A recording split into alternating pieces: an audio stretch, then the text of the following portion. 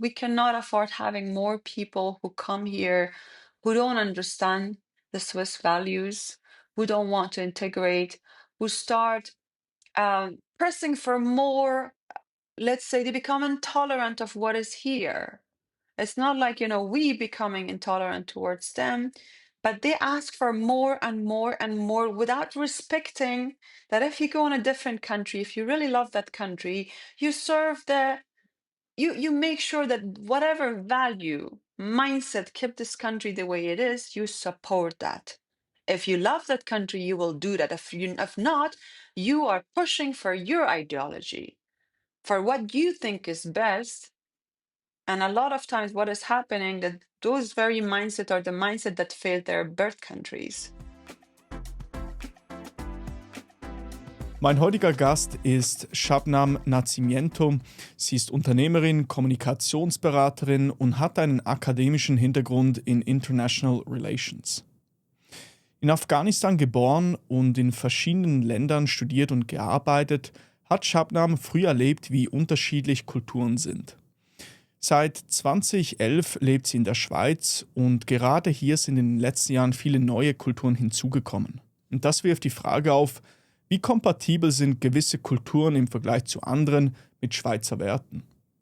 Erfahren in dieser Episode, warum die Schweiz slow but sustainable ist, was Shabnam nach Covid an Global Governance grundsätzlich in Frage stellen ließ, wie internationale Institutionen Vertrauen verspielen, warum NGOs oft an fehlender Accountability scheitern, weshalb Integration bei gewissen Gruppen nicht funktioniert und was die Schweiz aus ihrer Sicht tun muss, um Sicherheit und gesellschaftliches Vertrauen zu schützen.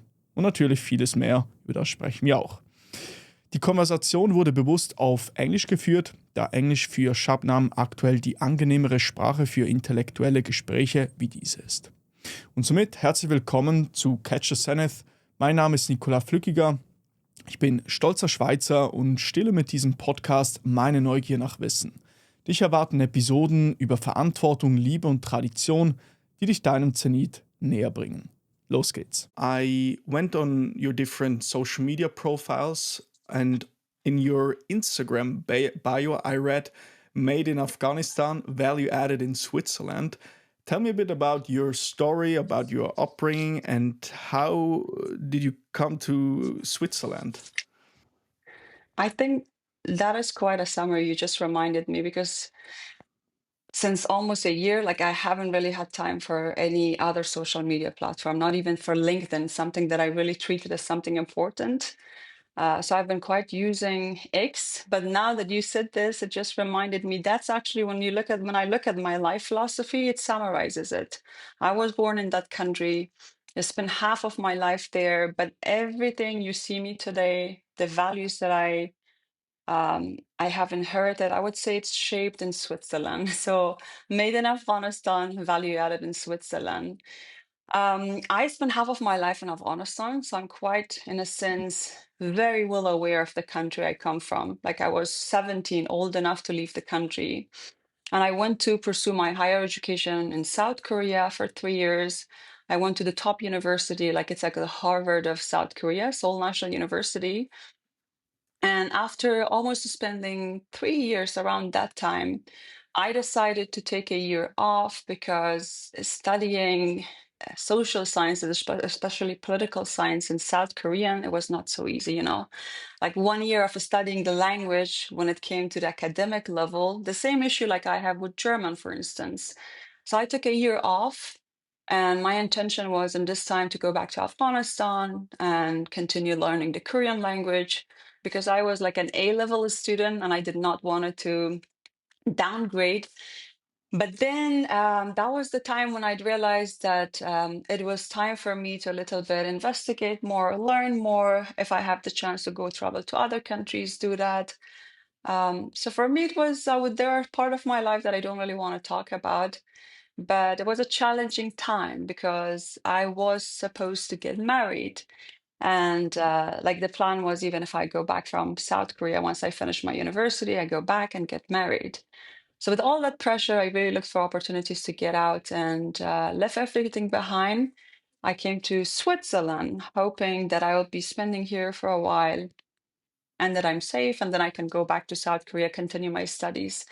But after realizing that this was the place where international relation happens, I knew that I needed to continue my studies here. Because my motive to get out of Afghanistan, for me, this is something that really bothers me a lot when I look at any migrant from any country. The fact that they leave their countries um, for prosperity, which is good. Temporary, if you go out, good. But the country needs you to go back and fix it. So for me, the motive was no matter how much I'm hurt, how much I hate this country, somebody gotta go fix it. So all this time, my motivation was get the best education, learn as much as I can, and go back and build Afghanistan. Do everything that others can do it. But then life happened, marriage happened. My husband is from Switzerland. He's a Swiss German, a very typical self-policing Swiss German, I have to say. And everything that I see in me, and I feel like I'm proud, the person that I have become, it's really thanks to Switzerland, Nicola. Now that I engage a lot, especially over the last year with my people, and I get to reflect a lot, like what really happened bad in Afghanistan, why our society reacted the way it is, why we never get out of this vicious cycle of violence. I get to really realize that people, societies are different, cultures are different.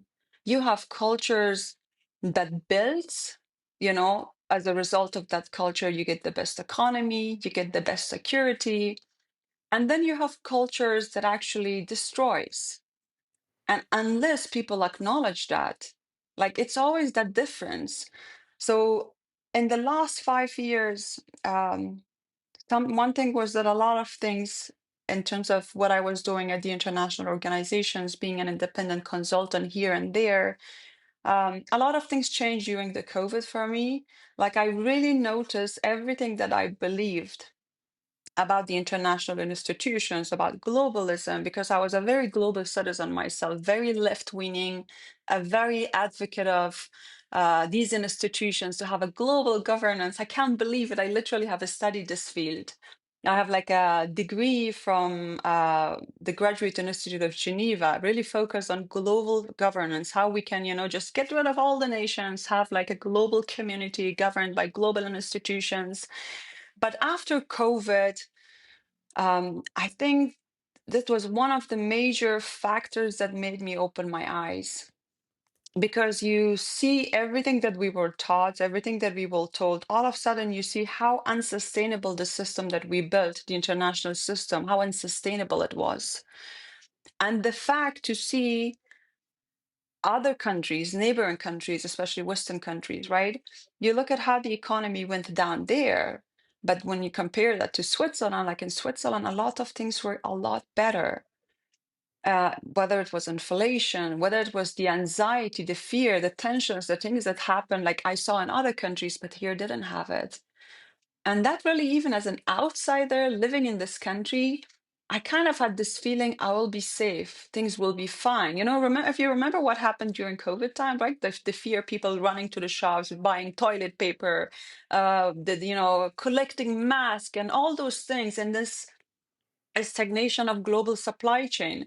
So like it really triggered me to think a little bit deeper. And that made me realize like Swiss people were quite smart. What they have been doing, even if sometimes there were complaints like, the voting, the direct democracy takes a lot of time, things are a little slow, but, slow but sustainable. And it really made me feel like think of about the founding fathers, like how they built this country. These people were like ahead of their time. And it's something, Switzerland has, as a country, you have a nation, you have built a nation that is wise enough when you compare to the humanity. We are quite ahead. The thinking, the future, the prediction, like everything you have built, if you compare to the entire humanity on this planet, like you realize that we have built something very unique, something like that shows the highest level of humanist understanding, the wisdom. And like that started making me a little bit become more like, I gotta learn from this country. And it's after 15 years that I feel like this is my home.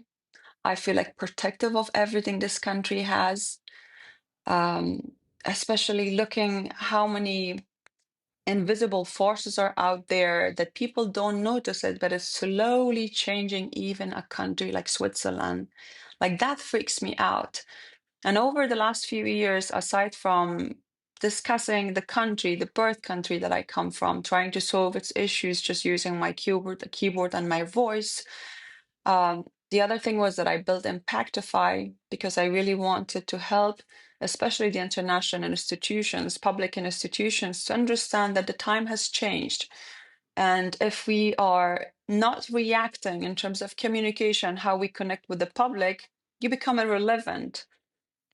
And like you see it right now, what's happening? Everything I predicted 2 years ago, it's happening. Donald Trump, the United States of America, withdrawing from 66 international organizations. This is just the tip of the iceberg.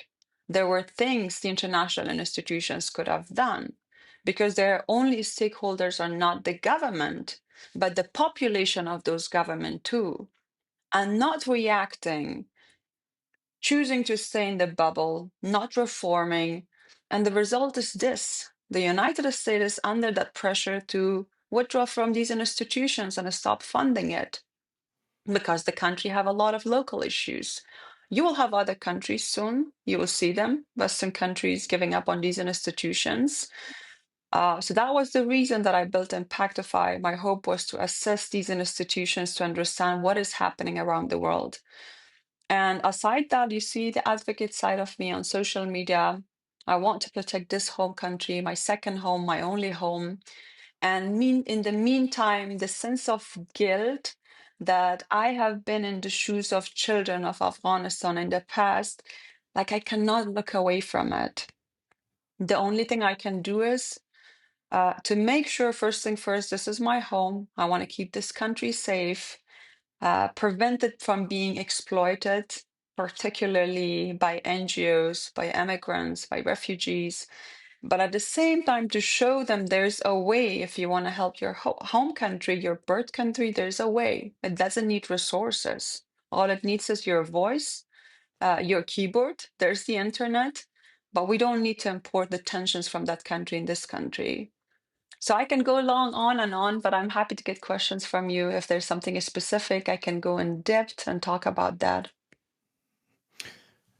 I just took some note, Shabnam. One thing you said was, or what I very found admirable is first learning a lot and then go back and build up your own country. I think this mindset is very, very beautiful to hear. Also, second thing is with regards to Switzerland, slow but sustainable.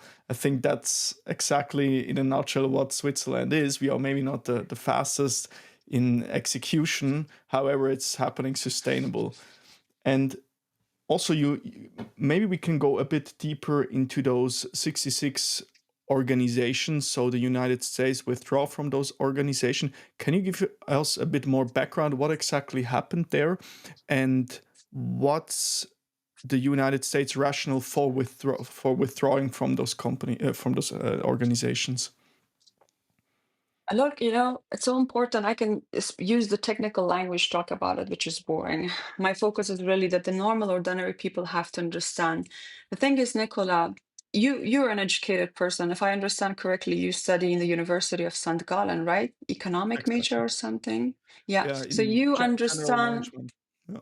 general management, but definitely you have a knowledge of how international business and everything is working, right? The thing is, for those, the majority who are not, because Switzerland is a country where we do a lot of Ausbildung, right? Like people are less interested in what's happening in Geneva, what's happening with international affairs and other countries. Maybe they're more educated because of the social media, because we're so well connected compared to before. Like the common public gets to understand what's happening, even if they're not interested in these topics. But the thing is, if you look at the issues globally, after this globalization period where we were engaging too much. We had multilateral institutions. We still have them. Now there's a period where people actually want to say we want to deglobalize. And this is coming from it's a bottom-up voice. Something that in the last few years, the governments ignored it. And so did the international institutions, like their secretariats, because, it's like a business. You don't want to shut down your door. As much as you can, you want to keep it going. So the fact that the US has been becoming like a global charity, of course, those at the top, the elites, we all know who benefits from this, right? The thing that we learned that like we are taught that as a left-wing people, or these institutions, as civil servants, every one of them, they know, like the biggest reason why you want to have, for instance, um, an organization like the UN, why you want to have an organization like the WTO. Sometimes the idea is more about efficiency. It's like the bigger economy, the better. Maybe you think right now we are giving this country 50 million US dollar for this and that project, but actually in return, it's paving the way for this much money to come back. So there's always an explanation like that. Yes, it is.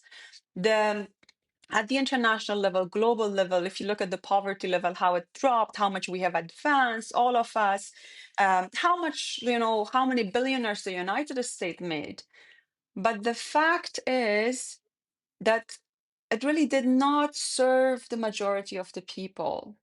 Like, you could have had a slow, progressive growth where everyone did benefit, but you have, as a result, as a side product of globalizations, you have other negative impact that actually seems to be outweighing the benefits, and the benefits that only goes to the pockets of a few or benefits a few on top.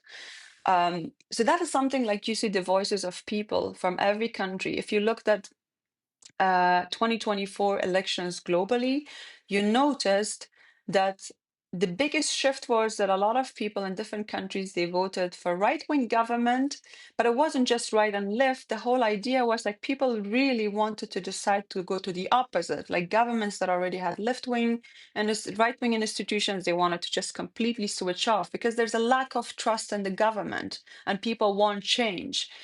And what you see in the United States is that the people are holding their elites, their politicians, accountable for the money that is being used and sent abroad for different projects. So you had Dodge, you had like Elon Musk for a while running it for sake of efficiency and saying, we're going to cut funding other institutions that are not necessary. Like the biggest one was USAID, for instance.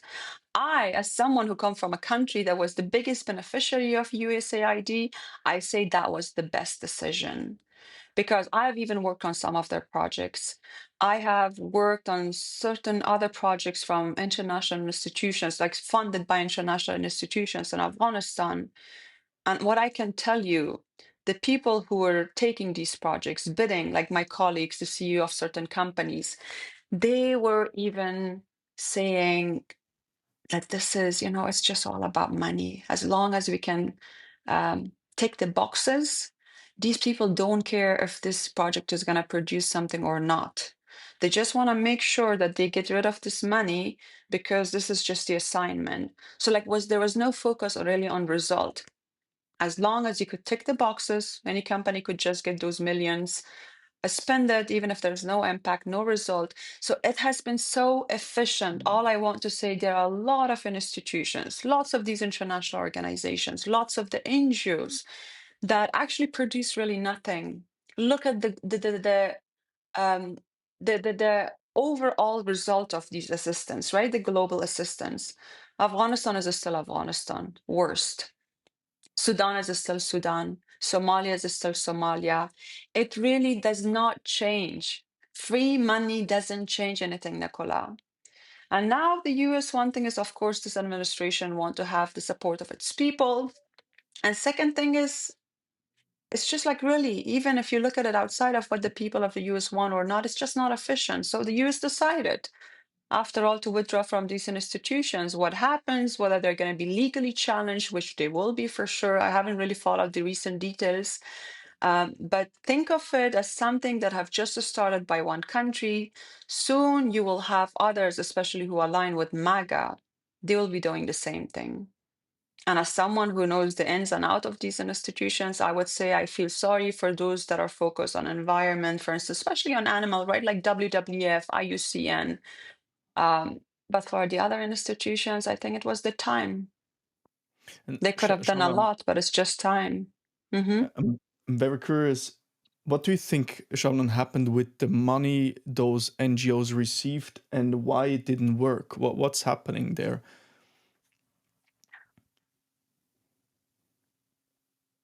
Look, Nicola, any system over time, if there's less accountability, uh, over time it becomes corrupt.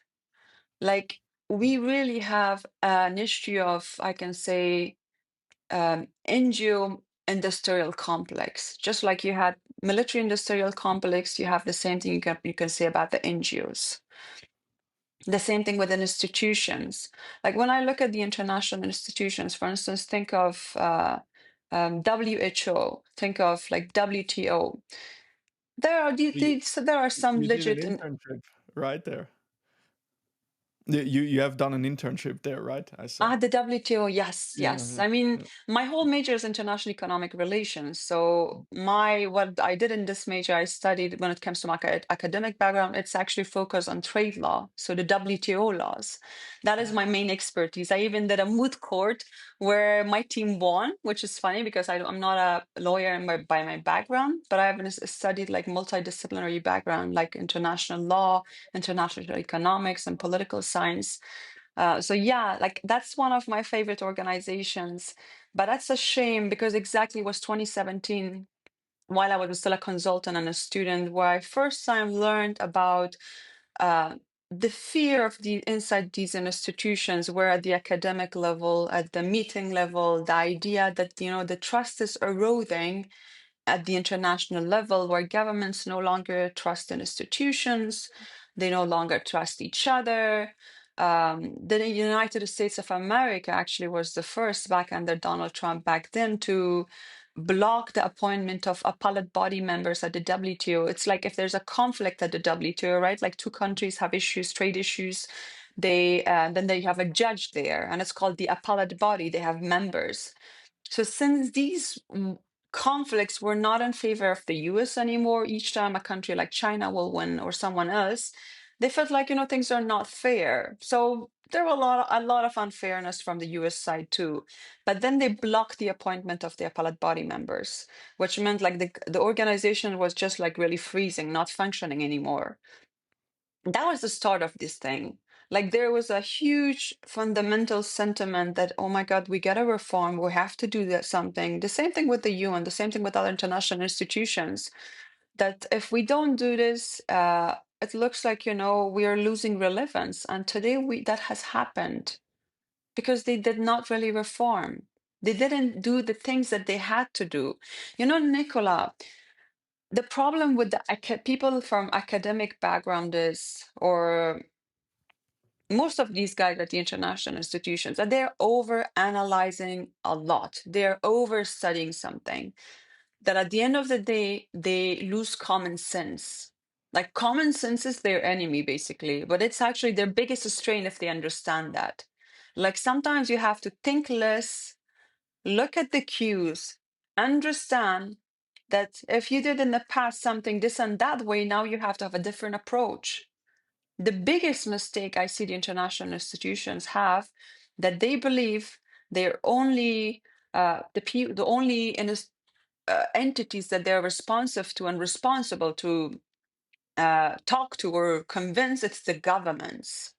It's not the Mm. governments alone. Those governments right now, in the age of populism, they are responsible to respond to their own people. So your second biggest, actually, I would say most important stakeholder is the people in these Western countries who are funding your institutions.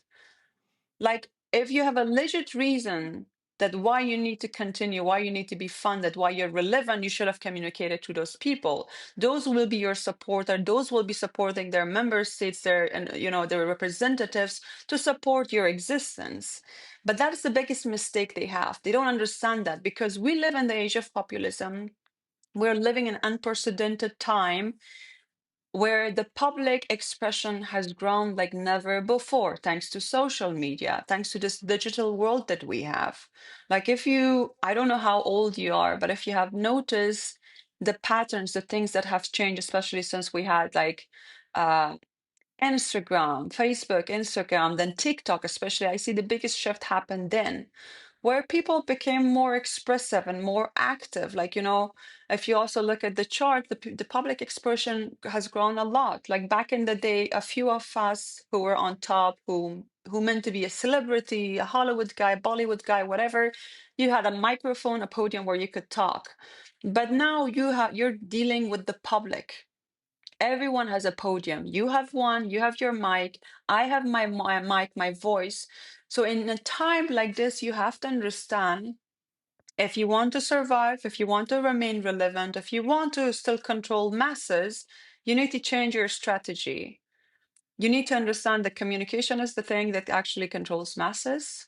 So when communication changes, if you don't adapt, that actually means the politics is going to change. So now we are seeing definitely more people wanting to deglobalize their governments from international institutions. They expect them to focus more on their internal issues. And that is quite normal that people, the common public, don't see the benefit of these institutions. I know it, you know it, but frankly said, the the challenges that it's creating, which were invisible, it's outweighing the benefits of some of these institutions. So I hope I answered your question. So I understand they ought to change or should change their communication. What do you think is maybe the top three levers they have on their side to change their communication, or how so they should change their communications towards the public? Engaging more. We don't want them, what they're doing, the worst thing. Look at it. It's not just the international institutions. Almost all those globalist, left-wing parties in any country, especially my focus is developed democracies. I'm more focused on Western civilization, Western countries. Even through my company, my focus is on these countries. What I see is that they have decided to um, not listen anything that is happening behind outside of the boardroom. Like it's very, it's again a human nature thing. When your business is going, when you're quite busy in your own bubble, you don't feel the need to look outside to listen what's happening. That is the biggest weakness of the left too. I'm actually one of the reasons, even as they lost someone like me, because I'm post ideology, but at the end of the day, I see more pragmatism on the side of those supporters of, let's say, right wing people than I see on the left wing. Like I see they lack really pragmatism. They don't really have any solutions. So that is one of, just not to come back to the point, to answer your question, what they can do is to get out of those bubbles, communicate like you and I. All you need is your camera, learning how to synthesize a very technical, difficult information for common people. Like you should be able to communicate with them what it means, why WTO matters. Yeah, you should be able to communicate to the normal people because they are your stakeholders. They're the one who will have your back or who will not have it. If they put pressure on their these governments, if the governments feels the tension, then they will, decide eventually what they have to do. I mean, WTO is this thing. I think it will be continuing. At the end of the day, it's all about economy, about trade, about business. But certain other institutions that's supposed to continue, but I see like, they have less chance now. They will lose a lot of funding and support. What they should be doing is to engage a little more, like have a team of but really it's important. You need to have advocates, not just people like, a communication team doing everything the formal way, very diplomatic. Those times has changed. Diplomatic language even have to adapt, which hasn't adapted.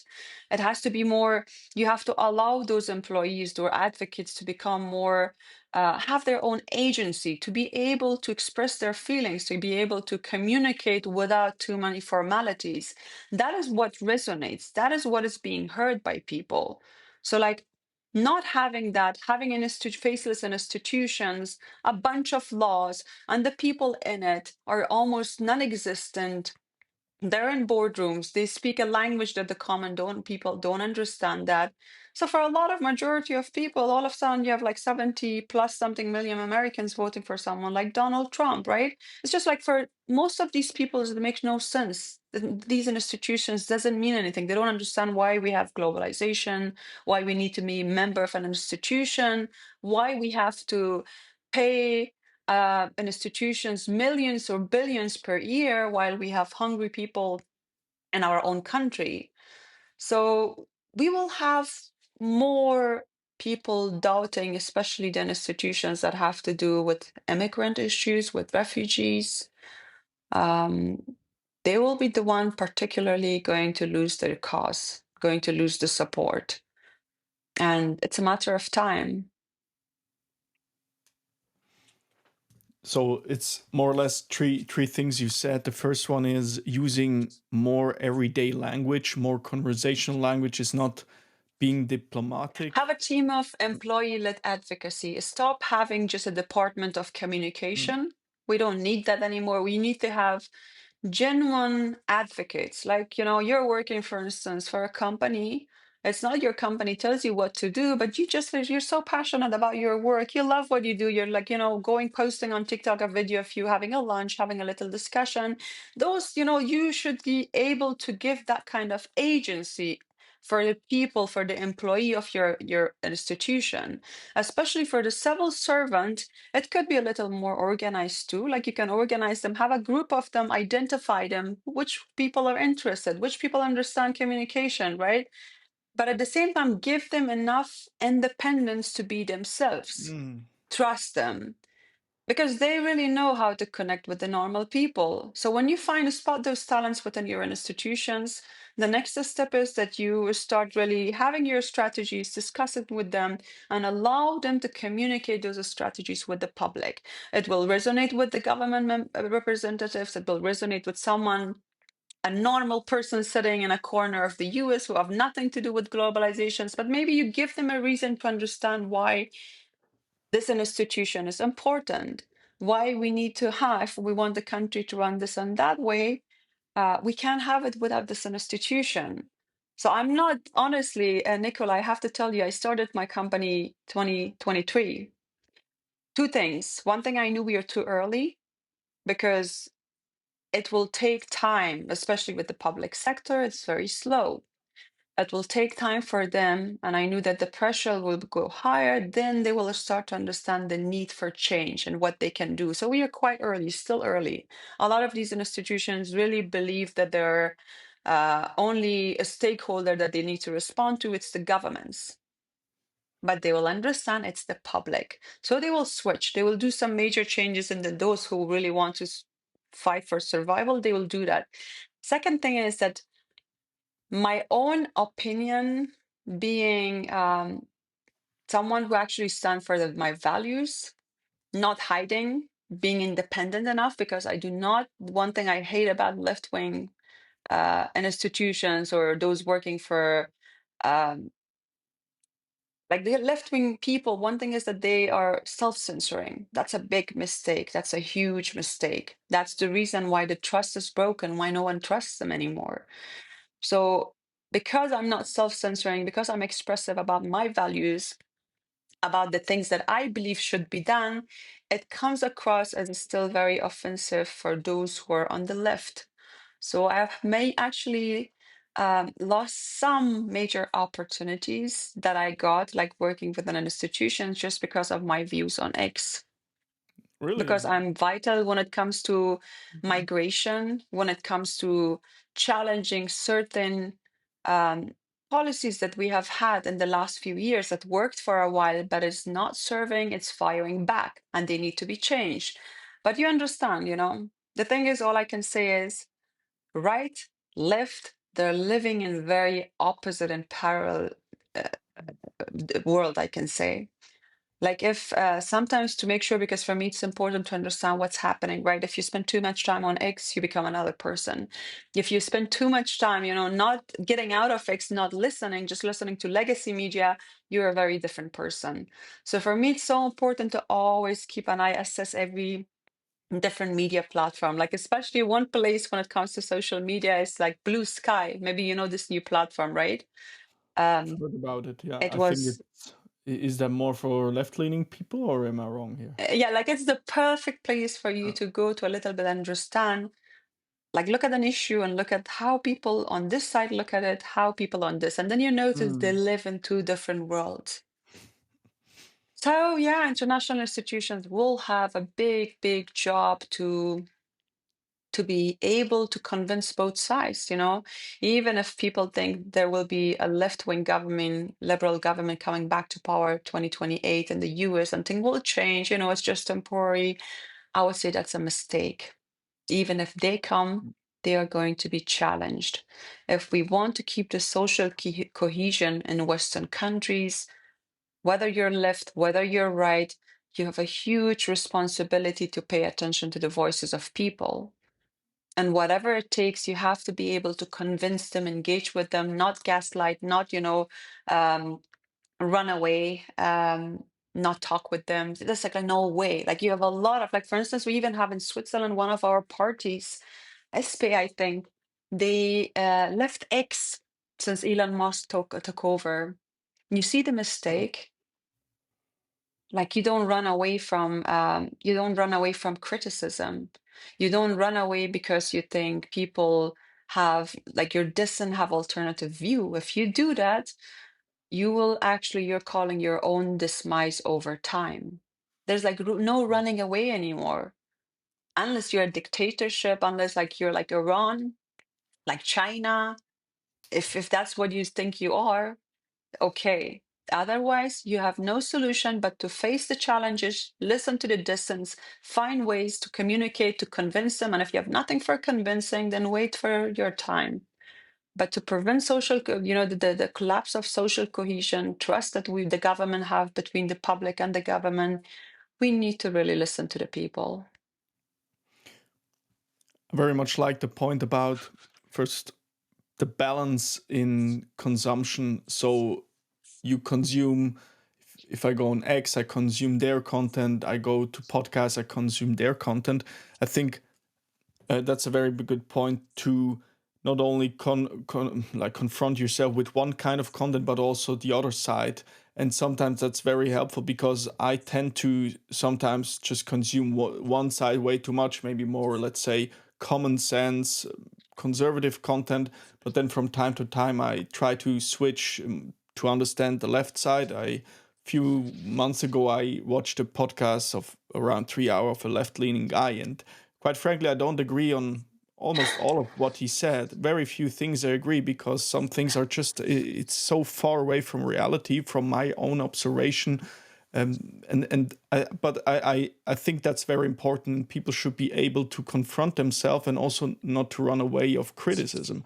That's actually quite, I didn't know about what you just shared, that the SP political party closed their X account. Is that right? I think it's Or SP. I think it's yeah, SP. Just that's double check, but it's one of the left-wing parties that we have since Elon Musk took over. They even announced it.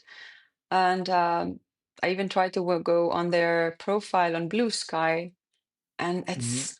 yeah, that's terrible. Mm. That's really terrible. Maybe something also, Shabnam, to it is having a more healthy debate culture in Europe, in Switzerland, to bring that back. Because I saw a few weeks ago when I prepared for an interview, I looked up a stat where a lot of people were not in favor for open debates in Switzerland because the idea was that one journalist is going to Swiss university campuses and having a debate similar to Charlie Kirk, like basically in tribute to Charlie I Kirk. think I heard about that. Yeah. Yeah, that Yeah. was Roger Köppel from Weltwoche.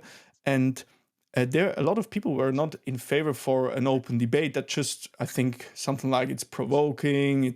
Yeah, they didn't like it. And then I think, but that's the foundation for a civilization where innovation can occur. If people can share their ideas and challenge each other, they can come up with new ideas. But if you don't have that, I'm not sure.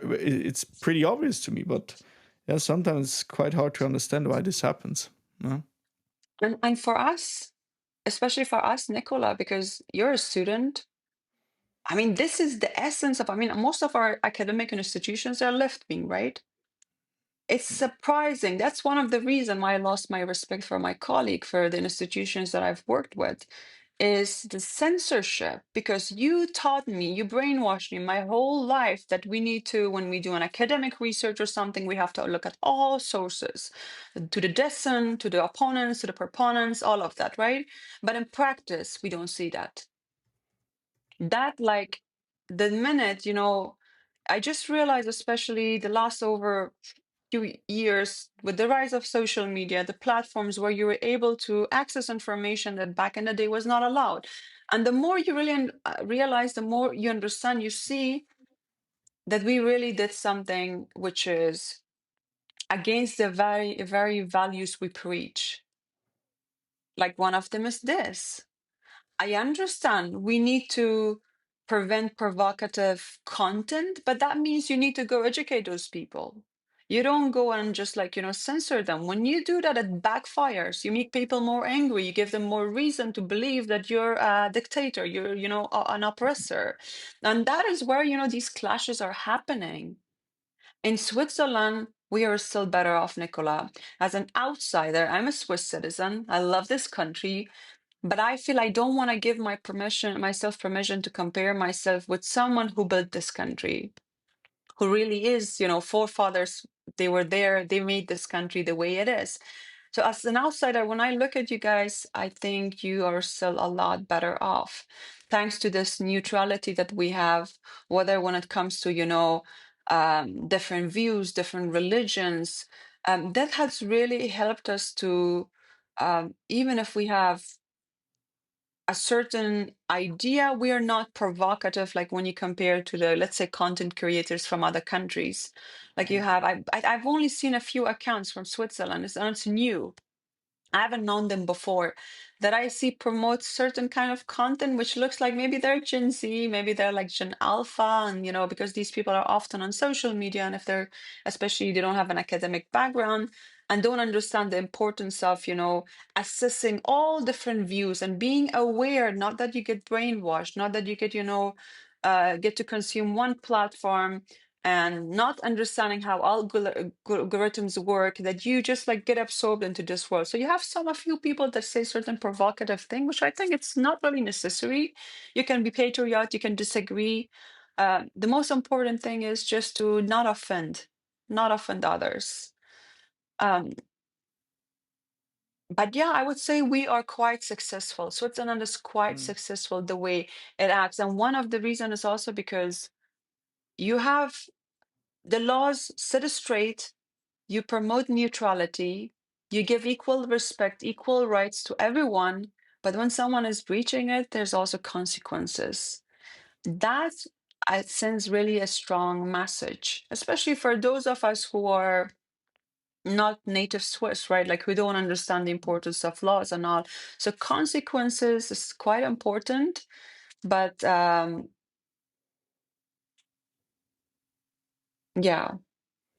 Mm.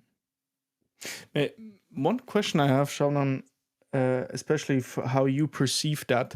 So, what I've observed traveling to different countries is that Switzerland is pretty down to earth when it comes to their own patriotism. So, I've experienced other countries where they do a big show for their government, the flag of their countries everywhere, and they do big shows. It's all about faces, the president, etc. And obviously, in some countries that works, but in Switzerland, it's quite the opposite. The patriotism is quite pretty subtle. Like if people celebrate 1st of August, our national day, it's in the Mhm. garden with some lights, pretty down to earth, at least in the countryside. Not everybody's celebrating like that. And then I was wondering, how did you perceive that? Is that something good that people are here so subtle? Because sometimes I think it backfires when a lot of new people come in and everybody is so like they try to be polite and inclusive and it's everything with then neglecting your own needs, and Mhm. because they are scared to stand up if they see, for instance, someone disrespecting their country, but they are not standing up because they are scared of, I don't know, whatever consequences. I think that's also related to the term recently coined by Saad, I think is his name, suicidal empathy, where you are so empathetic, so inclusive, so caring for other people, while at the same time destroying yourself and your people. You know what? So my question is, how did you perceive that with Swiss people? Do you think it's a good thing that we are so subtle, or is it a bad thing, and how so?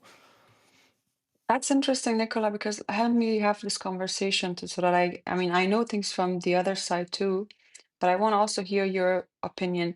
Do you really feel that the Swiss people uh, keep it like in? Like, do you feel like they're self-censoring themselves when it comes to when someone is offensive, like you're holding yourself back? How do you feel? Because you know your country better than I do. Like, listen, Nicola, it was like it's 15 years that I live in Switzerland. The last 10 years, I was a global citizen, enjoying this beautiful country, very happy, no issues, seeing myself like, I felt that's the most amazing country, but not a sense of, oh my God, I gotta protect what we have. Like that, I did not know it. So, like, it took me, I mean, and I have Swiss family. I've been living among the Swiss people Mm. and I'm educated. Like, it took me so much time just to kind of touch the tip of the iceberg and understand what Switzerland is about. So, expecting someone who lives in their parallel society, in their community, husband Afghan, woman, the wife Afghan, the children Afghan, just saying, right? Like the community you're seeing is all from Afghanistan. Even if they have lived 40, 50 years, like my family members that I have them even in Switzerland, nothing has changed about them. On the surface, they look amazing, perfect people. But when it comes to understanding the mentality of the Swiss, the values that keeps this country the way it is, they haven't adopted it. Why do you But, think? but what I want to understand, Yeah, yeah, please go ahead. it's obvious, Nicola, you guys, the thing that makes me angry about the international institutions, the globalization, the left wing, and everything, we have underestimated. We're not talking about the flaws. We're not talking about, you need to have team of psychologists to tell you. Frank Urbaniok, you know the Yeah, no, guy. he wrote a book about. Listen to him. Yeah, Listen to him. Okay. I know there were a group of feminists coming to stop his book opening, I think something like that in Basel. And I'm a woman. I come from Afghanistan. Good luck. If they call him racist, come to me, say that to me. that's Come pretty to tough me, there. say that Yeah. to me, because I confirm everything he says. I was going to tell you that we need a team of psychologists. We need researchers to come and have a real research to show you you cannot change certain people. You cannot assume bringing millions of people in the last decade and expect them to act like Swiss people. 40, 50 years could pass by. It's really not that easy, Nicola.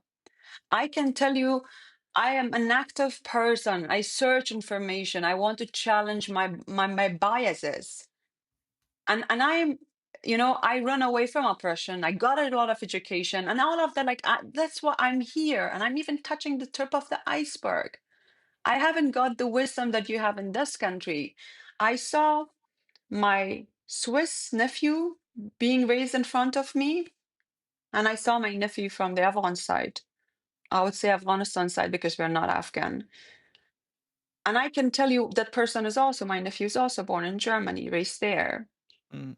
And I can tell you they have turned out to be two different people. What it takes to raise a human being, how much energy, how much values, how you instill it, the culture that you have.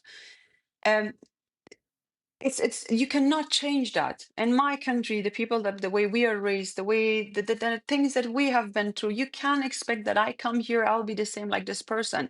Even in Germany, if you have a child born in a family like from Afghanistan, that child will not be the same as your own child, because the way you're raising them, it's different. So do not expect the same outcome, the same mindset. I don't know what we were talking about. I can go from point to point, but this thing really annoys me that people underestimate this. When someone is shaped by a certain culture, you really can't change them. Maybe because I was 17 when I left my country, maybe because a lot of things happen in my life. My first time experience with corruption, with seeing how human from different countries behave differently. My disgust looking at people that are not ethical, that don't understand, don't have morals. Maybe because I saw here something else, and then I go to those people, look at them, and I'm like looking at the difference, looking at the result. One is have a failed country, the other has built a country. So like there are a lot of factors that shaped me the way I am, but not everyone goes through these experiences. Not everyone is actively aware of their biases, their difficulties, their challenges, problem. Not everybody have a growth mindset, who want to grow, who want to become better, right? So expecting that these people, even after 40, 50 years, come and integrate, forget about assimilation, that's a huge mistake. That's a huge mistake. You are still, especially in Switzerland, you're not seeing the impact of it over time. In Germany, you already see the tensions. There's a reason behind it. And the UK, other countries, because first thing, you become a citizen very fast. Um, Second thing, people have been underestimating the impact of migration, in a sense that how culturally it can change a country. You're importing, not like, just like, let's say in case of Afghanistan, you're importing terrorist attacks or sort of things like that. You're forgetting that you're importing internal conflicts of those countries within your country. You're importing like those conflicts are at the street level. We see them sometimes. And then actually soon you will be able, like Germany and the UK, see it at the political level. I know our system is not like the US system, not like in Germany. That's something I appreciate about Switzerland. I even actually in the past, when I engaged with some of the patriot Swiss, I told them, I'm so concerned. Is there a way that your country should stop even someone like me to ever enter your politics? This has to happen, Nicola. This has to happen. Someone like me, even if I'm well educated, even let's say I'm a first generation immigrant from a very incompatible culture coming to your country, I have my Swiss citizenship, I have my passport. I should not be allowed to make decision for this country. It really takes a lot to understand why Switzerland is Switzerland, to understand why the characteristic of the institution we have, the values that we have, why it matters. Why it matters that direct democracy, neutrality is protected at all cost. A lot of people don't understand. They think of Coca-Cola, they think of, they have certain these vision of becoming part of the EU, or considering the certain narrative that we teach our children here in Switzerland as an outdated myth, without understanding the human psychology, without understanding what is happening around the world, how power works. Like having those people to make decision to become voter, to change your politics, like a lot of that can happen in Switzerland too. We shouldn't just really believe that we have direct democracy. The Swiss people always are well aware. They know how dangerous it is to just become independent, give your independence, your sovereignty to global institutions to manage it for you. The thing is, yes, the Swiss are smart, but I, as a newcomer who's not Swiss, even someone who's born in my Afghanistani family, and I don't really understand what Switzerland is about, I become a voter. And over time, there are millions like me, there are thousands like me. We will change through our vote. We will change your system. And that is what is being underestimated. Whether you're a left-wing politician, right-wing politician, what is going to happen even in this country, it will affect all of you. That is something that bothers me a lot, Nicola. Can you talk a bit more, Shabnam, about you said before incompatible cultures? Can you go a little bit deeper? What exactly do you mean by that? Where should I start about this one? It's so obvious. Incompatible culture. You know, when I was talking to one of your politicians about the idea that we need to find ways where Swiss laws have to start, we have to reform them because someone like me uh, should not be able to and to join politics. I shouldn't be able to do that. I shouldn't be the one deciding what is right for the Swiss people. Like I already have the right to vote, but there are certain things which you think it's against human rights. It is not. We're talking about the security of this country, the survival of this country, of the future generation. The person was concerned, explaining to me, we have like majority of the country where we have migrants, they have come here, they've built this country, but these migrants, look at them, where they come from. These are majority Europeans. We have our differences with Germans, we have our differences with Italians, we have our differences with the people in Spain. We have all those different cultures, different values we cherish, everything is different, but it's still compatible. It's still, when it comes to the religion, when it comes to certain European values, the basic notion, basic respect for human rights, like which is nothing like forced from top down, but rather it's from the culture that have taught us, right? So we have that. It's a commonality we have. Like look at right now, even someone from the US, a US patriot immediately connects with a Swiss patriot. It's because even though we know each other's differences, but there's like a certain compatibility, certain shared values we already have. You cannot expect that from someone who comes from Afghanistan. First thing first, different religion, even if I become, let's say, let's give example of someone else because I don't like to talk about religion so much. I mean, people are sensitive. I talk about it a lot, but I'm post ideology. So someone who's just stuck in a small their world, they don't understand what I'm talking about or what I do. I have huge respect for all different religions and all that. But someone who comes from their bubble, like even for me until 10 years ago, when it came to Islam, I had no idea how much I was brainwashed. I was really a radical Muslim in my early childhood. Like you cannot expect them even till the end of their life, because I have family members in Europe, I have relatives, and they still have um, it's so hard because I feel like without offending, you can never have this conversation. And I don't want to offend anyone. But all I can say is you can't expect those people to understand what you're doing. They live in a different world. On the surface, maybe it looks like they butt up with you, things are fine, but you can't take away, you can't expect them to assimilate because the cultures are very different.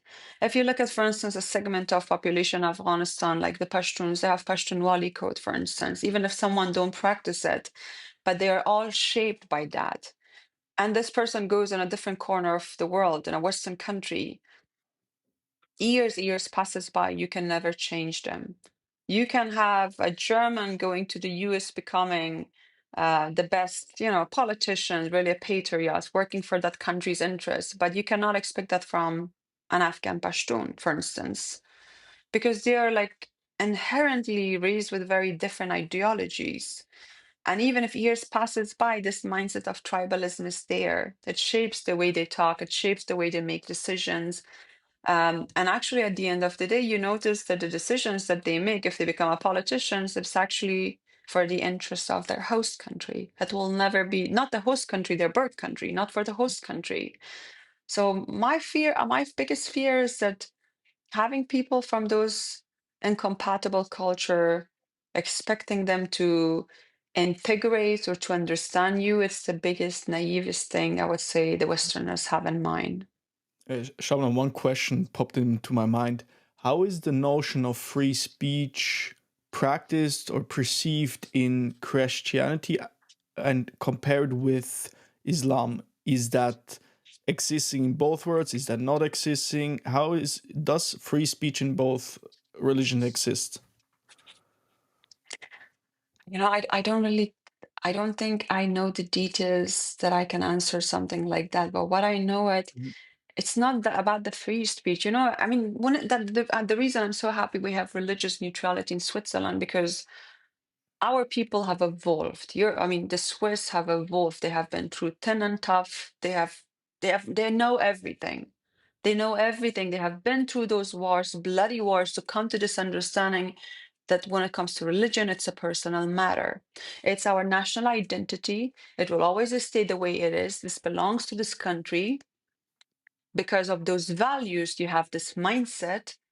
So I don't know a lot about how, but I also like see certain families like they're very conservative. Like I was having a conversation the other day with a Swiss Italian, and she was telling me how much she was raised in a rigid family that she was not allowed to believe that Santa was not real, or for instance she was not allowed to question anything about Jesus, and if she did she was always being tricked. And then she was talking about the moment in her life where she was like seeing that her parents were too strict and it was not fair, and somehow because they were so strict she lost interest in the religion itself.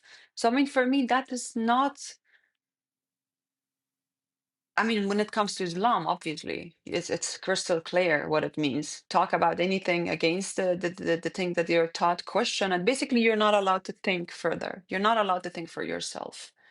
Everything that is there, it has to be like that. Like you're not allowed to come out of this box. So I would say this is more of political Islam. I feel sorry for the Muslims. I feel really sorry, especially for those of them who just like, they were raised in it.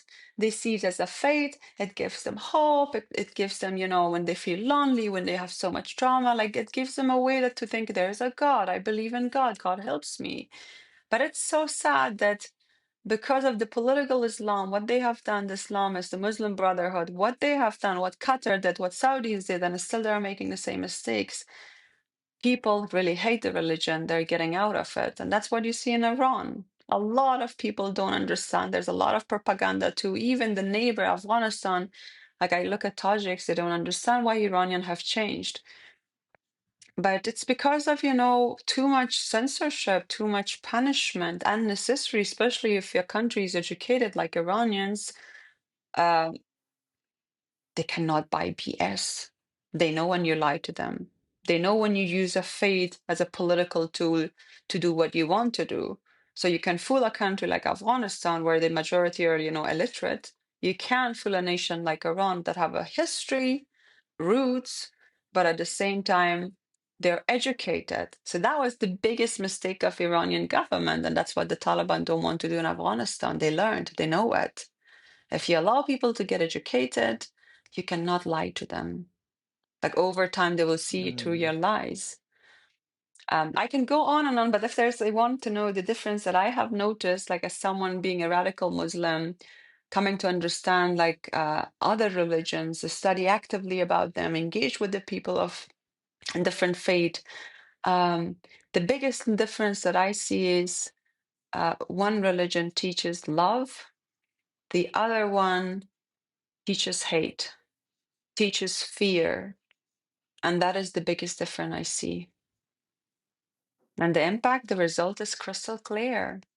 The only few Islamic countries that have advanced, it's because their governments, I think, somehow managed to get rid of this rigid language of negativity. This is not allowed. This is bad. Or these are our enemies. Like the focus on negativity. Because if you say this is my enemy, eventually, you're teaching your children over time hatred. And eventually, there's a time when they even perceive their own kind as enemy. And that's how this vicious cycle of violence is happening among Muslim populations, because the focus, the mindset is on negativity, on lack, on poverty, on danger. It has really taken the best out of what a faith could be. The focus on what is possible, what we can do, how we can serve, how can we can love. Like those things are non-existent. I say this from the normal conversations, let alone, I'm sure there's a lot of great verses in Quran, lots of great things, lessons where Muslims can learn from that, because I have respect for all. But the common majority, if you have a conversation with them, you see that they have neglected every good thing that is there, but they just focus on the bad things. The things, why the Jews are bad, why we should never be friends. This is haram, that is haram. We're not allowed to do that. So, like, the whole mindset is so negative. And the result is these people are living in this vicious cycle of negativity, never coming out of that, not knowing what love means, not knowing what respect means. um, that's the thing. Well, so what you're saying is there's a bigger focus on negative thing, which ends up in this vicious cycle of thinking about maybe more negative things. Maybe I mean, this is the circling law back of the to universe. Think outside yeah, of ideology, think outside of religion. This is yeah. like the law, right? Uh, the more you focus on negativity, the more you get that. You call for somebody's debt, you get debt because you're teaching your own children that is our enemy, we gotta kill them. That killing becomes a norm. And the next day you see two Muslims cannot sit together. I have these conversations with people from my country alone. I have conversations with people from Pakistan, people like you have in the middle, you have Taliban members, you have ISIS members. And you can, if the minute there's a religion discussion that starts, sit there like for a minute, say nothing. Two Muslims who are very, very proud Muslims, and they consider themselves very conservative, they get to fight each other. One is saying, "You're not Muslim," the other says, "You're not Muslim." So that is the result. I mean, it's obvious. I wish that they will understand more. You know, I respect every religion. Like a lot of people who have had experiences like me, they become very bitter and go completely opposite and disrespect, which I think is that it starts again a cycle of retaliation.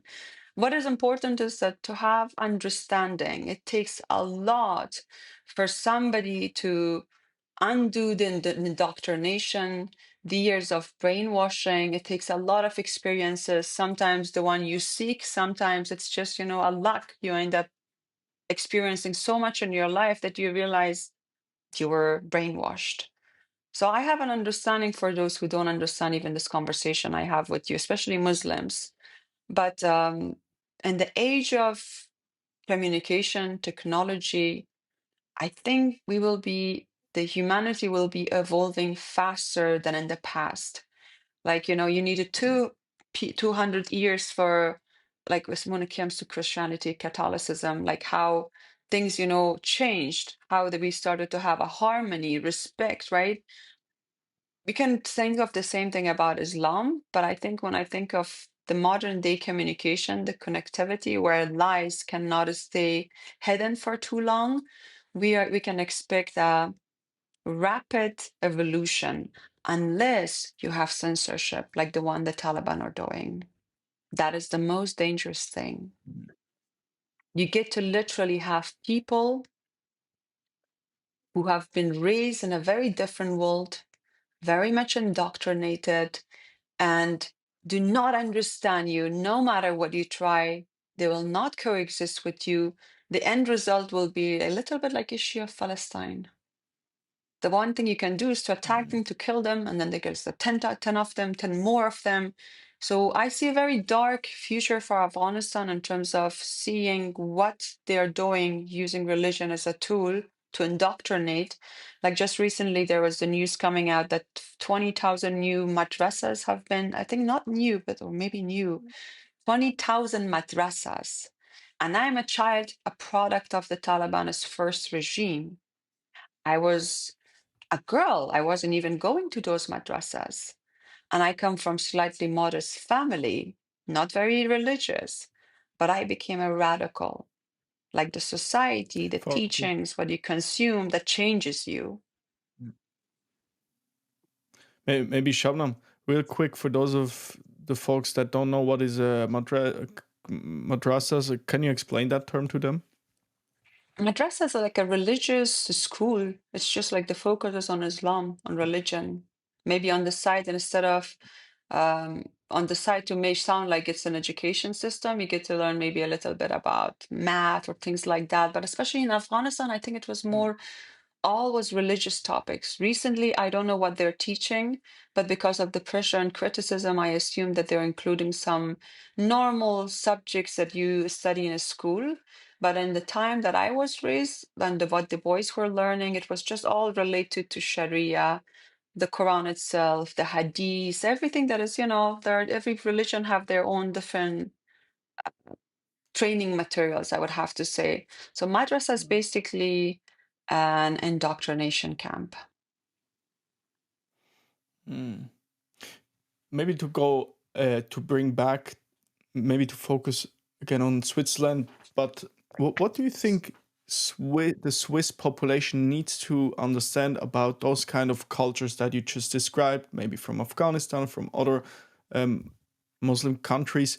What is the most important thing that we here in Switzerland need to understand about those folks? I would make it very simple. Look, Nicola, you guys did a lot. You were kind. You shared what you had. You respected the differences that we have. You have done everything that is possible.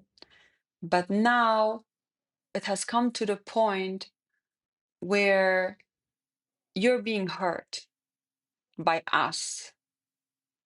Some of you already experienced it, some of you not. Like the fact a few while ago we had an Afghan man raping a Swiss woman, and the fear that it causes, the fact that you cannot trust as a girl to go back, let's say, alone in the night to Bernbahnhof, especially where we have, I forgot the top, where you get the elevator and go on top, right? Like especially these days, it has to do a lot with refugees and immigrants, nothing to do with drug and all that. It sounds like it's time you have to acknowledge you did your part. You were kind enough, you opened your door. But when the impact becomes so negative, where you have too many outsiders, whether migrants, whether legal, illegal, and it impacts your security, it breaks the societal trust that we have, then it means what we need to know, whatever immigrants, refugees we have, especially legal one, we have to focus on integrating them, because integration have failed. We need to focus on integrating them. And at the same time, the most important thing, the Swiss have to focus on closing the borders. We cannot take any more, Nicola. I don't know how much I have to emphasize on this.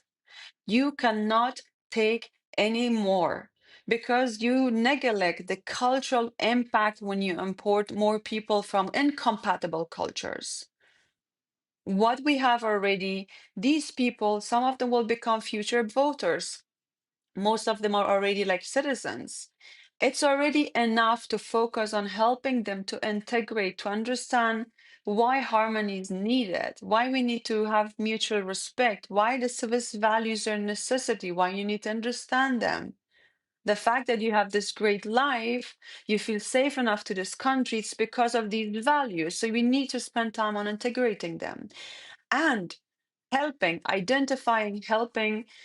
those of the immigrants, even if who have been living here for years, even a third, second generation, help them if they don't feel aligned, like especially if they're very causing provocation, causing hostility, causing tensions in the country.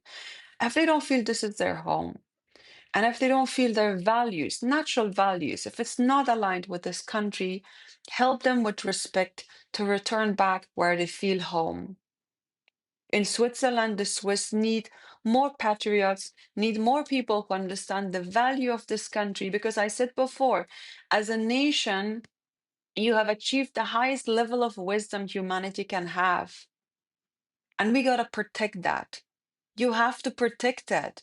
I was so proud to know for a few years ago that, oh my God, Switzerland is a role model that had other countries, other civilized nations have to learn to trust their people, help them with direct democracy, listen to them. We need to introduce these tools in Germany, for instance. Like, why a country like Germany, educated people, population, they're ready to make decision for themselves, allow them to have direct vote, to decide what they want.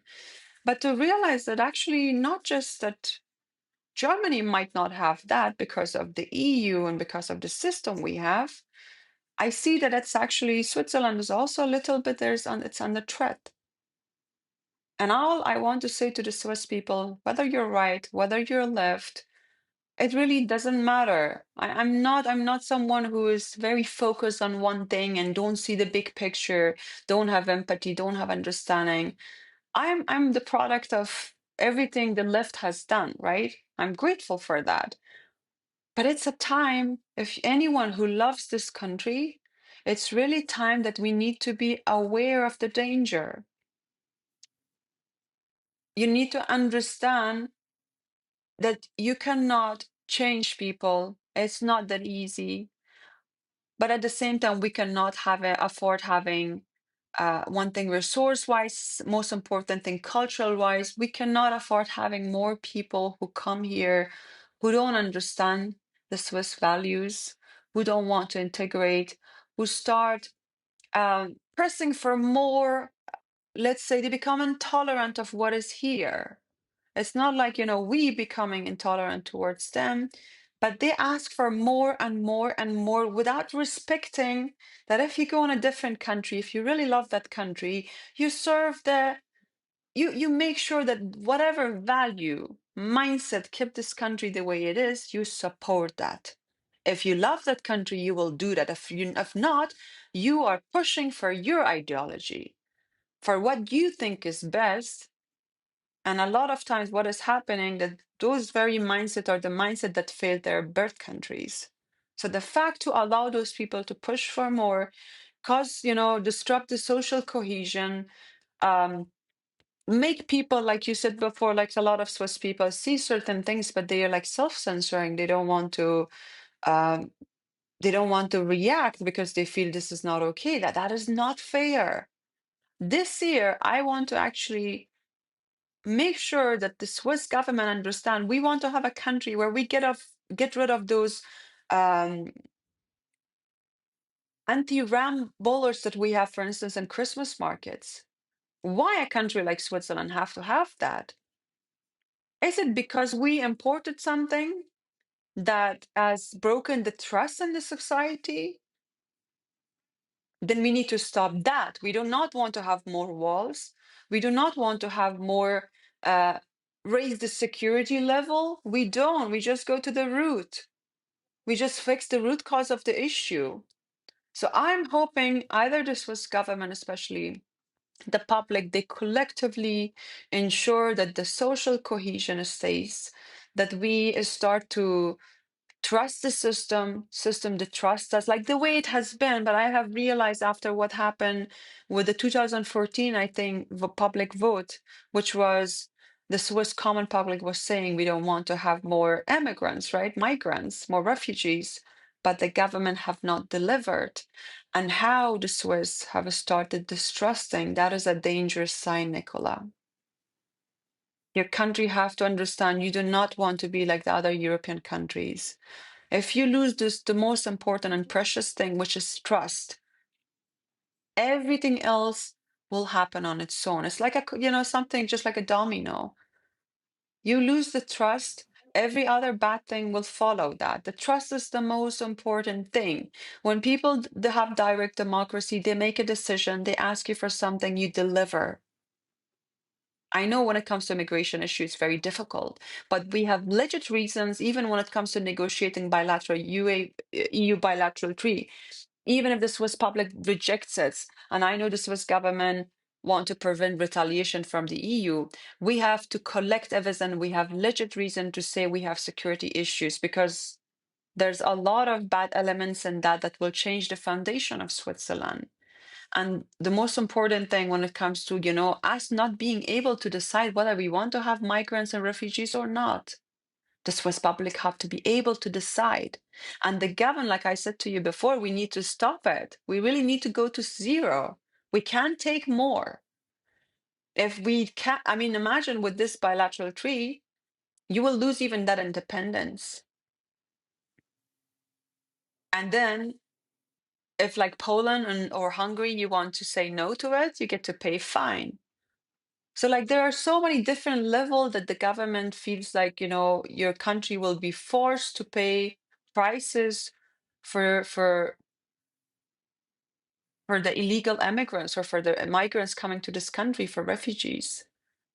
One thing is, the security measure, you have to pay millions to, protect your Christmas market.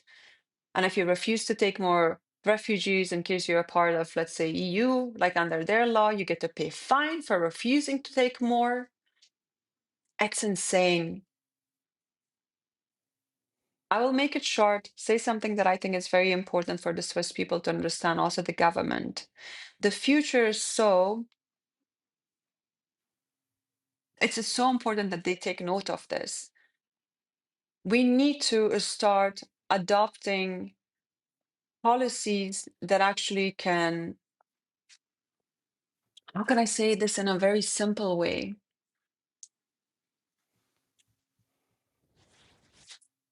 So we take zero refugees from other countries. We can help them. I am the byproduct of that a country, that I can tell you, taking more refugee from my country has not helped my country. It has not helped your country. My country, because people became too dependent, rather than fighting, is staying behind. They felt there's an easy way. They come here, they're not happy here. This is not their home. At the same time, they're importing behaviors, cultures that is distorting the harmony of your country. But all I'm saying, it's not helping. Even taking political refugees, it's actually the worst. Because when I just can focus on my own country, Afghanistan, you are incentivizing the political actors by giving them NGOs, by giving them funding, thinking that you're supporting them. You're not, because those people, one thing, they are safe because they get incentive from you. Second thing, they're not really representing the people back in their home because they don't have a dependency on them. As long as the money comes from here, support is here, why these people need to listen to the public in those countries? So this is something I see right now happening. The political asylum seekers that we have from Afghanistan, they're not serving the people in Afghanistan, like they're not listening to their voices. I'm very much aware of that. I engage with the people. I know what the country needs, and I see how these political actors react. They have no dependency on those people inside the country because they're incentivized by Western countries. So we don't really need that. It's not serving Afghanistan, it's not serving Switzerland.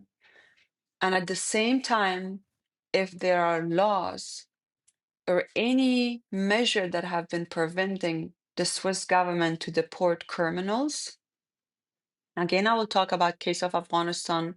Like you had recently more than 10 criminals identified by, we even spent a lot of money to bring to Taliban from Afghanistan because they were rigid. They really wanted to identify if these people are Afghan or not, whether they should be deported or not.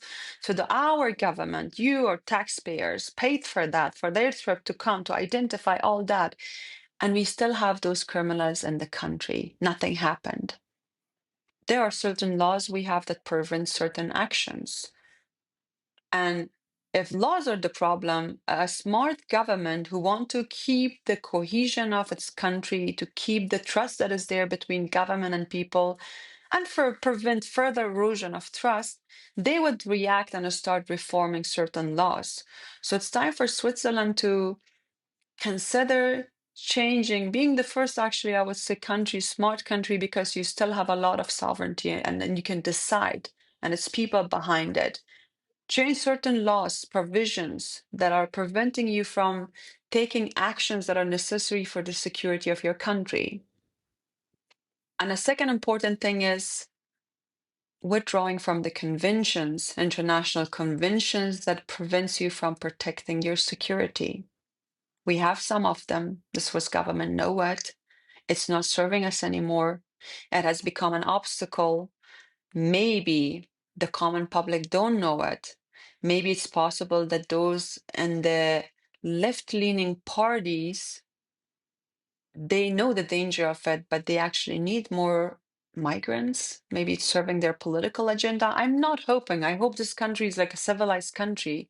Ethics rule, responsibility, accountability rules. But if they're either ignorant that they don't know it's time that they have to withdraw from those conventions, or they still choose to do it because it serves them one way or another. So I hope actually there was a lot. I hope I summarized it. Thank you very much for explaining everything. That was super interesting. I think a lot of value in it also for people living in Switzerland, that they can actually understand what's going on. Also, your perspective living in Afghanistan, now living in Switzerland. And maybe I would definitely love to, maybe we can do then a second conversation where we meet in person and do a longer one where we can go a little bit deeper in different issues, also like what's your take on fraud, in terms of maybe you have seen it, what's happening in the US, in the state of Minnesota, where Nick Shirley uncovered a lot of fraud. Maybe we can cover that more. But at this point, I want to ask you real quick, Shabnam, how long are you already in Switzerland? How long are you a Swiss citizen now? I came here 2011. 2011 now, it's almost 15 2011. years. But Oh, the thing okay. is, I Oh, had the luxury of living without wanting to be a Swiss citizen, because, like I said, until 5 years ago, I was still thinking I would be going back to Afghanistan. It was 2019 when I made my mind, and it was a very difficult decision where I think for the first time I really was faced with a huge decision. Like I was all my life preparing to learn the best, get the best education, go back and fix that country. But then the last thing I think really stopped me was my values, like realizing, my, this is not the home of my value. I cannot go back every day, keep sitting there and crying because, I see a stray dog on the roundabout. So I made that decision, but it was like only last few years that I decided to apply for my citizenship, even though I could have done it before. But I felt home. People like me who how do you say? It's like wherever you go, it's about serving, feeling home. If you're not happy, you go back to where you feel happy, right? So like it wasn't even the idea of being Swiss citizen or not. For me, I was already like, part of feeling part of this country. But what I didn't bother doing, which also my education and work environment didn't really push me hard, was to learn German. Just because when I became a mom and I was like, oh gosh, it's time. And I did not want it to, especially becoming a citizen, it's like a pledge. It's a promise, and I want to forward the values that I believe I cherish, I see in this country, give it to them. So like that kind of like made me start to pay more attention, and hopefully I'll become more fluent in the future. you will. I'm very much sure. And maybe Shauna, we have a closing tradition on this podcast, which is, so you're a Swiss citizen now. What, in your words, does being Swiss mean to you? Wisdom. I don't know if you understand what I'm trying to say. It's really wisdom. Human being evolve. We reach us, our conscious, everything is evolving. And I really know a lot about other countries. This has been my field. And I constantly learn, I constantly focus. This was always my goal, just to learn the best, get the best information I have, see how you can apply it, fix another issue. And I realize I don't get that level of um, self-policing civic culture that I see in Switzerland in any other country, not even Western countries. It's really different. I don't think I got lucky because I see this in my family, and my husband is like that. My in-laws are like that. That was the biggest factor changing me. And I actually learned from it was a while ago when I was having this conversation when one of former, now he's working in the business sector, but a former Omani diplomat, and saying like, I have everything has changed about me in this country, and he was like, oh, you're not the only one. I know a lot of our colleagues, like everyone who actually got to settle down in Switzerland, They say there's nothing like it in this country anywhere else. Like they all have become like pet patriots. So that kind of give me the feeling, the hope, like, yeah, that's true. But I also am aware that I mean, when he was talking about those people, those are usually people like me, same background, having worked in international institutions, educated people, know very much ugly politics, know how the world works. So they're like, when they get the chance, they live in this country somehow, when they integrate more, they're like, you can never find the norms that this country have, the values that this country have, the the trust, the reliability. Oh my God, reliability. You know, those are those typical words you even when it comes to your citizenship, you have to talk about. But really, I say this from experience, you really feel grateful that, you know, people in this country have that. And it's something we need to have more, spread it in other countries rather than allowing it to be diminished. So when I say wisdom, I really talk about human evolution. I see the best of the best here. Like what I look at my family members, I'm still a lot learning, Nicola. I sometimes, I still have this mindset from Afghanistan where I feel like you guys, in the beginning, I was like, oh my God, you people are naive. Like in general, all the Europeans, nice Europeans, I'm like, you guys are so naive. It really took a lot of times to understand it's a conscious decision because these people are really civilized. They know how each action, whatever they say, they do, it has a consequence. And they know how to love their country, how to serve the society, because it's not just about them. So those actions, those behaviors, you know, self-policing culture, that I start to understand it more and more. So now I'm still not in that level of my husband. Um, I'm still just, you know, touching the tip of the iceberg. I keep saying that, but I'll get there. But I would say for me, Switzerland means wisdom. Very beautiful. Thank you for sharing your thoughts. I think reliability, wisdom, human evolution, and this self-policing culture, which you mentioned. And I'm hoping I Hey, get it amazing. across other Hey, countries. I'm already starting to connect to get this information, especially to the people in my country. I'm like, if you're not happy, you have the opportunity to learn from others. You have it's age of information. You have access to information. You look at, you know, different countries, and I often tell them, I don't want to interfere in Afghanistan's affairs. I don't want to tell people what to do. But my own dream, if you ask me, would be to have a Swiss of Asia. It's possible. Yeah. We will talk about it, I think, in our next Shabnam, conversations. for sure. Thank you so much for taking the time. It was super interesting also to see your perspective, and I'm looking forward to our next one. I look forward to it. Thanks a lot, Nicola. Ciao for now.